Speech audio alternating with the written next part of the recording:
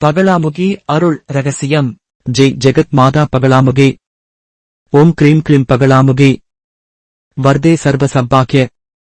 சாதே சாதே ஓம் சுவாகா.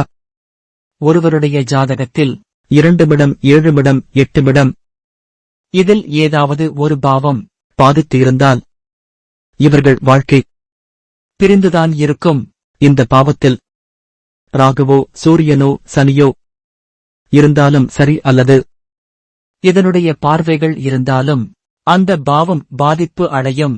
உங்க ஜாதகத்தை பரிசோதித்து பாருங்கள். ஜெய் ஜெகத் மாதா பகலாமுகி.